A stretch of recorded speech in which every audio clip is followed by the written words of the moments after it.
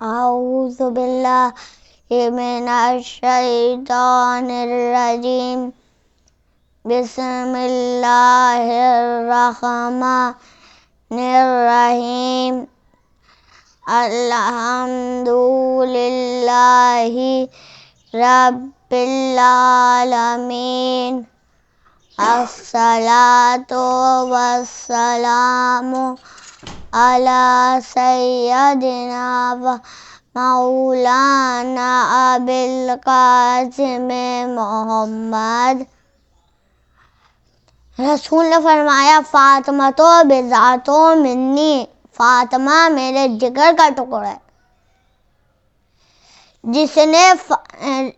جگر کا ٹکڑا ہے کہ جس نے فاطمہ کو ناراض کیا اس نے مجھے ناراض کیا، اور جس نے مجھے ناراض کیا اس نے اللہ کو ناراض کیا، جس نے فاطمہ کو خوش کیا اس نے رسول کو خوش کیا، اور جس نے رسول کو خوش کیا اس نے اللہ کو خوش کیا، اور جس نے اللہ کو خوش کیا اللہ نے اسے جنت دے دی۔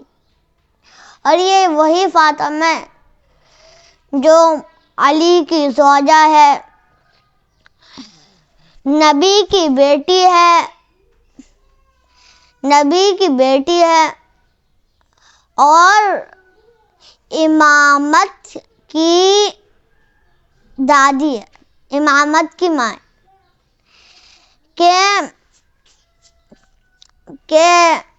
بی بی فاطمہ کے گھر جو بھی آتا ہے کبھی خالی ہاتھ لوٹ کے نہیں جاتا، اور خالی ہاتھ لوٹ کے نہیں جاتا، اور جب آتا ہے اور جب جاتا ہے تو اس کے لیے اتنا کچھ مل جاتا ہے کہ اس کی زندگی اس میں سنور جاتی ہے۔ کہ ایک دفعہ رسول بیٹھے ہوئے تھے، ان کے ارد گرد صحابہ تھے، تو صحابہ نے کہا صحابہ اچھا بات کرنے میں بھی مزہ آیا کرتا تھا، رسول سے اگر کوئی بات کرے تو مزہ تو آتا ہے، اس لیے اللہ نے سب سے اچھا بولنے کا یعنی اخلاق اور بولنے کی صلاحیت ان میں ہی پیدا کری ہے۔ جو ان سے بات کرے وہ اس کا دل چاہے کہ وہ بات کرتا ہی رہے۔ اب ایک بندہ آیا کہ یا رسول اللہ مجھے کچھ پیسے دے دے، میرے کپڑے بھی پھٹے پرانے، میں ہوں بھی غریب، اتنا کھانا بھی مجھے بھوک بھی لگی۔ تو مولا رسول کہتے کہ دیکھو فی الحال ابھی تو میرے پاس کچھ نہیں ہے، اگر میرے پاس ہوتا میں تمہیں دے دیتا، لیکن میں تمہیں ایک ایسا گھرانہ بتا سکتا ہوں جس سے تمہیں ضرور کچھ نہ کچھ ملے گا۔ اور اب اس کو وہ کہتے ہیں کہ فاطمہ کا گھر جانتے ہو؟ کہتے ہیں نہیں۔ تو بلال سے کہتے ہیں رسول کہ اے بلال اس کو چھوڑ کے آؤ فاطمہ کے گھر۔ بی بی فاطمہ کے گھر چھوڑنے جاتے بلال، تو جیسے ہی پہنچتے ہیں تو وہ کہتے ہیں کہ السلام علیکم، تو بی بی فاطمہ بھی سلام کا جواب دیتے ہیں۔ تو کہتے ہیں کہ میرے پاس کچھ ہے بھی نہیں، میں پھٹے پرانے کپڑے ہیں، کھانے کو بھی کچھ نہیں ہے، آپ کچھ دے دیں۔ تو بی بی فاطمہ ادھر ادھر دیکھتے ہیں، ان کو ایک کھال دکھتی ہے ادھر جس پہ مولا حسن حسین سویا کرتے تھے۔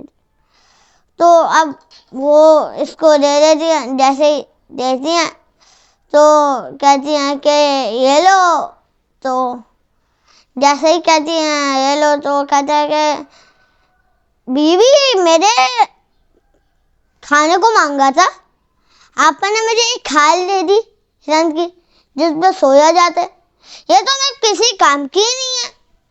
تو اب اگر وہ اچھا اب جیسے اس نے بولا تو بی فاطمہ کچھ اور ڈھونڈنے لگی.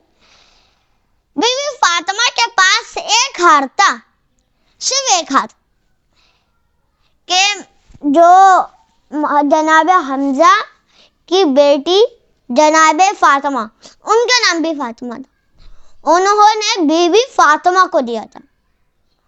تو اب وہ اس کو دے دیتی ہے، کہتی ہیں اس سے تمہیں کچھ نہ کچھ ملے گا.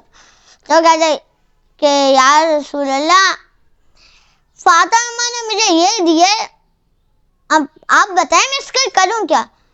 کوئی بھی شاید لے یا نہ لے، یہ تو مجھے نہیں پتا. تو عمر کہتے ہیں یا رسول اللہ میں اس کو خرید سکتا ہوں؟ تو رسول کہتے ہیں بالکل آپ کی مرضی. تو وہ کہتے ہیں کہ تمہیں اس کے بدلے کیا چاہیے؟ تو کہتے ہیں کچھ پیسے، ایک سواری، اور کھانے پینے کے لیے اور پہننے کے لیے.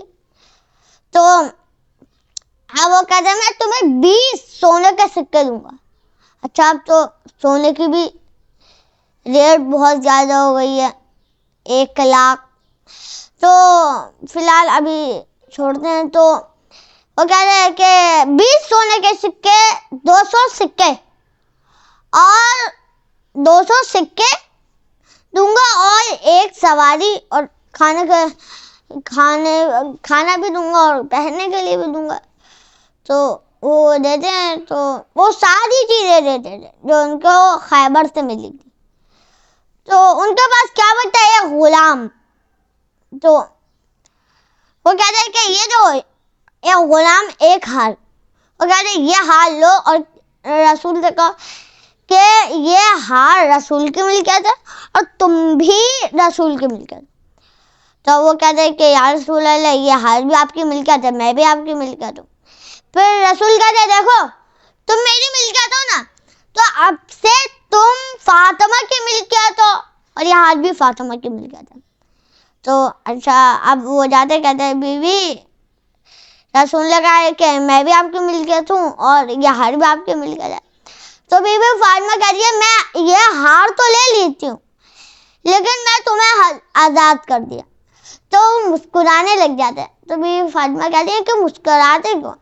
تو کہتے ہیں میں اس ہار کی فضیلت دیکھ رہا ہوں کہ ایک بندے کو پہلے، کہ اس ہار کی وجہ سے ایک بندے کو سواری مل گئی، اس ہار کی وجہ سے ایک بندہ اپنے گھر کو پہنچ گیا، ایک ہار کی وجہ سے ایک غلام آزاد ہو گیا، اور آخر میں یہ ہار اس کے اپنے مالک تک پہنچ گیا.